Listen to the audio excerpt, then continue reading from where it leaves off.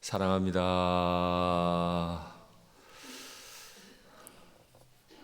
아브라함은 갈대아 우르에 살고 있었고 하나님께서 그에게 오셔서 아버지와 함께 옮겨갈 것을 말씀하셨습니다. 최종 목표지가 어디였는지 정확히 알지 못하지만 아브라함의 아버지 데라는 하란 땅에 이르러서 그만 세상을 떠나고 맙니다. 홀로 남았던 아브라함이지만 이 아브라함은 하나님의 인도를 따라 그곳에서 다시 약속의 땅 가나안으로 들어갔다는 사실을 우리는 알고 있습니다. 하란에서 가나안으로 들어갈 때 하나님께서는 아브라함에게 약속을 주셨습니다. 네가 큰 민족을 이루게 될 것이고 내 이름이 창대하게 될 것이다. 그는 하나님의 그 약속을 따라 가나안으로 내려갔습니다. 거기까지 잘 했습니다. 그런데 환경의 변화가 왔죠. 바로 그 땅에 극심한 기근이 찾아온 겁니다. 환경의 변화가 오는 건 사람이 막을 수가 없습니다. 그저 그 환경을 견디고 살아낼 뿐입니다. 그런데 아브라함은 아직 믿음이 견고하지 못했는지 하나님이 정하신 땅에 이르렀어도 환경이 좋아지지 않자 또다시 움직입니다. 그래서 더 남쪽으로 내려가서 애굽 땅에 머물게 되죠. 사람은 그래요. 앞을 내다보는 것 같지만 사실은 그의 시선이 얼마나 제한적인지 모릅니다. 사람이 아무리 지혜롭게 판단한다고 하더라도 하나님의 지혜만 못하고 사람의 판단은 늘 한계가 있을 수밖에 없어요. 먹고 살기 위해 애굽 땅으로 내려갔지만은 자신의 아내를 빼앗길 상황에 처하고 말았죠. 그런데 하나님은 그 사건을 통해서 아브라함에게 몇 가지 사실을 가르쳐 주셨어요. 먼저는 하나님은 큰 나라 애굽의 왕 바로를 이기실 수 있는 분이시다. 하나님이 현몽해서 바로를 이겨버리시죠. 아브라함은 바르게 판단하지 못했어요. 그럼에도 하나님은 아브라함을 인도해 가시는 분이시다. 내가 죄를 짓더라도 하나님은 기어코 나를 인도해 가신다. 그리고 또 하나님은 아브라함이 죄인이었어도 내가 너로 큰 민족을 이루게 하고 너의 이름을 창대하게 하마 하신 약속을 반드시 지키시는 분이시다.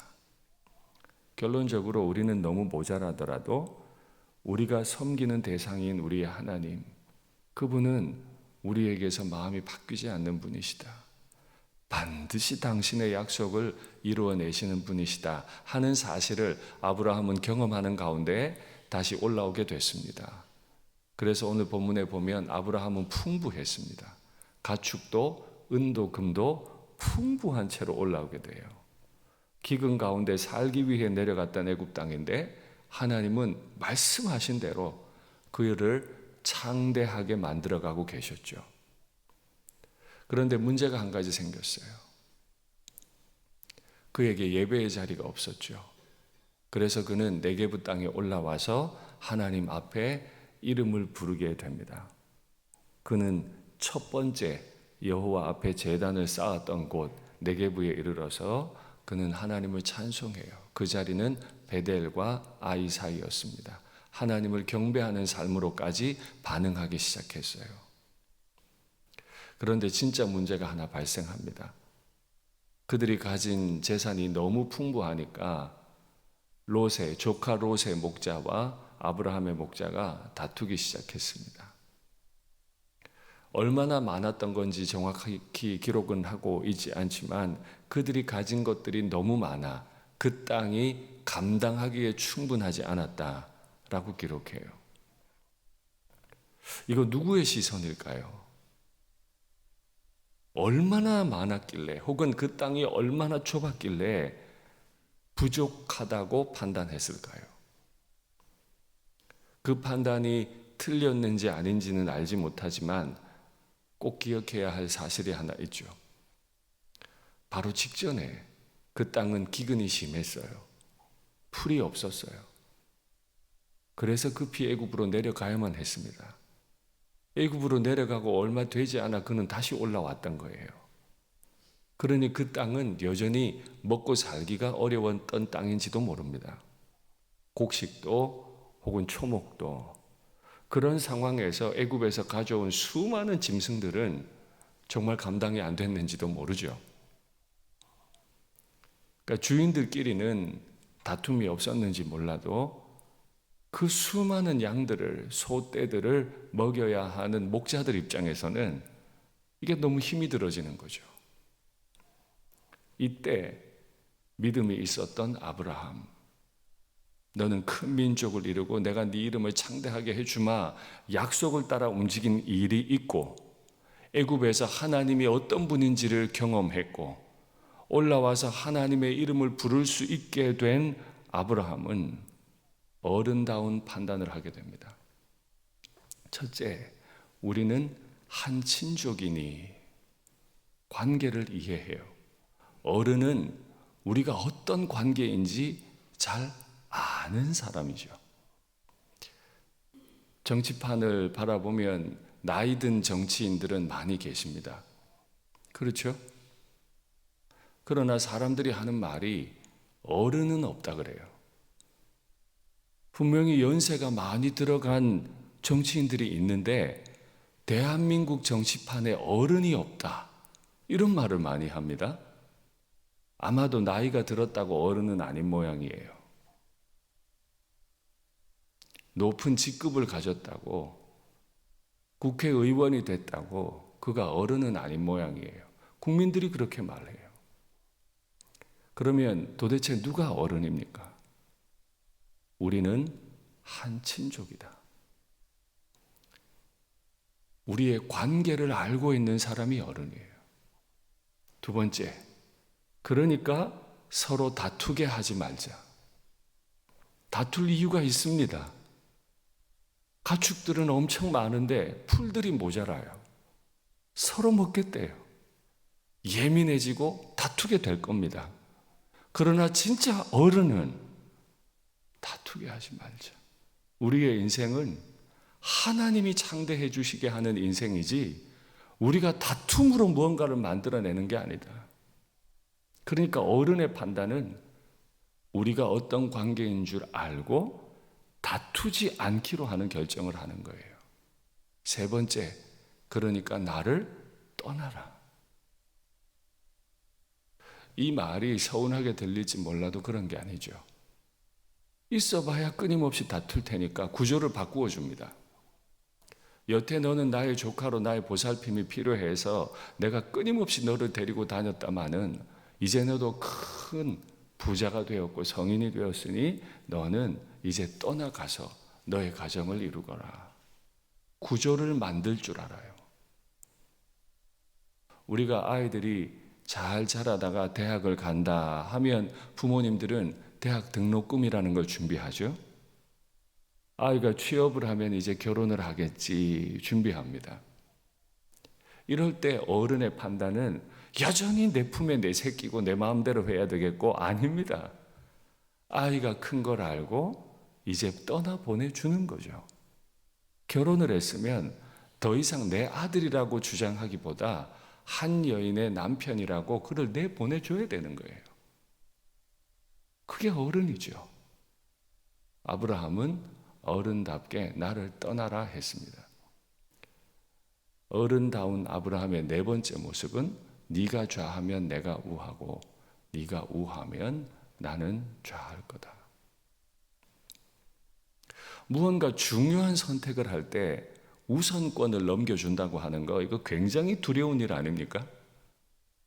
내가 원하는 게 분명한 사람은 내가 먼저 그걸 취해요. 싸워서라도 그걸 주장합니다. 그대로 안 되면 못 견디겠거든요. 그건 젊은이들의 패기예요. 혈기예요. 어른들은요, 그래, 그렇게 해. 너그럽죠. 이 관점에서 볼 때 과연 나는 어른입니까? 대한민국 정치판에 연세가 많아진 정치인들은 있는데 국민들 스스로가 이 나라에는 어른이 없다고 말하는데 그럼 나는요? 나는 과연 내 가정의 어른이 맞습니까? 국회의원이 되었다고, 대통령이 되었다고, 장관이 되었다고 어른인 겁니까? 과연 나는 나의 가정에서 아빠고 엄마라는 이유만으로 어른인 겁니까? 과연 나는 일산교회 담임 목사라는 이유만으로 어른입니까? 과연 나는 교회 직분자라는 이유만으로 어른이 맞습니까? 진짜 위기의 때에 필요한 건 반듯한 믿음을 가진 어른인 거죠. 그렇게 롯은 자신의 눈에 보기에 좋은 대로 선택을 합니다. 나쁜 건 아닐 겁니다. 삼촌께서 떠나라 하셨고 네가 먼저 선택하라 하셨으니까 롯은 선택을 했습니다. 내 보기에 좋은 대로 선택을 했습니다. 물이 많았습니다. 본인이 선택한 땅은 아직 죄가 관영하지 않아서 멸망당하기 전이었다고 기록합니다. 맞습니다. 물이 많았어요. 환경이 좋지 않아 갈라지게 되는데 환경이 좋은 땅으로 눈이 가게 되죠. 멸망하기 전이었으니까 여호와의 동산 같아 보였다고 기록합니다. 이때 굳이 그래도 어른께 한번 양보했어야지 성경을 그렇게 해석할 필요는 없습니다. 어른이 시킨 대로 한 거니까요. 그런데 우리는 여기서 죄를 보는 게 아니고 우리의 한계를 봅니다. 우리의 눈에 아무리 좋아 보이는 걸 선택해도 우리의 눈은 영원을 보지를 못합니다. 영원은 자체하고라도 바로 내일도 못 봅니다. 저는 지금 죄의 문제를 얘기하고 싶은 게 아니고 우리의 눈의 한계를 말하고 싶은 겁니다. 지금 내가 최선의 선택을 했다 하더라도 그 선택은 내일 어찌 될지 알지 못하는 선택일 뿐입니다. 그렇게 롯은 삼촌을 떠나갔습니다. 그리고 아브라함도 혼자 남았습니다. 롯이 어떻게 되었을까요? 떠나가서 소돔 땅에 스스로 들어갔습니다. 그리고 베드로후서는 롯의 결말을 이렇게 기록했습니다. 소돔과 고모라 성을 멸망하기로 정하여 제가 되게 하사 후세에 경건하지 아니할 자들에게 본을 삼으셨으며 무법한 자들의 음란한 행실로 말미암아 고통당하는 의로운 롯을 건지셨으니. 아브라함과 함께 했던 롯은 신앙의 기본을 지키고 있었습니다. 그런데 그 땅에 오래 살아가다 보니 이는 이 의인이 그들 중에 거하여 날마다 저 불법한 행실을 보고 들으므로 그 의로운 심령이 상합니다. 그는 적어도 삼촌과 함께 하나님의 이름을 부르며 예배할 수 있었던 사람인데 자신의 눈에 여호와의 동산 같아 보였던 땅을 선택한 이후에 그의 걸음걸음 예배드린 일이 없습니다. 하나님을 기억했던 일이 없어요. 소돔 땅까지 들어갔는데 그 땅에서 오히려 소금과 빛의 역할을 하기보다 의로운 심령이 상하도록 그 땅에 머물고 지키고 있었습니다. 그는 믿음 따라 행하지 않았어요. 처음의 선택을 나쁘다고 우리는 그 누구도 말할 수 없어요. 그러나 점점 옮겨 다니면서도 그의 삼촌은 여호와의 이름을 불렀는데 그는 여호와를 부르지 않았어요. 오히려 영향을 받아서 그의 의로웠던 심령이 다 상해버렸어요. 아브라함도 그랬죠. 그러나 아브라함과 롯의 결정적 차이는 구원받은 이후 그는 여호와의 이름을 불렀다는 겁니다. 모든 것이 풍부해졌지만 베델과 아이 처음 제단을 쌓았던 그곳에서 여호와의 이름을 불렀다. 진짜 어른은 가는 곳곳마다 하나님을 예배합니다. 하나님의 이름을 부릅니다. 여기까지 인도하신 분이 하나님이시구나. 앞으로도 날 살아가게 하실 분이 하나님이시구나. 이걸 고백할 줄 아는 거죠. 말씀을 맺겠습니다.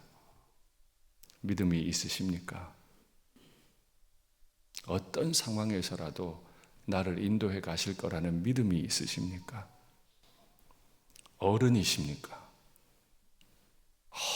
어떤 상황에서도 하나님을 믿는 믿음 때문에 어른다운 말과 행동을 하는 분이십니까? 기도하시죠.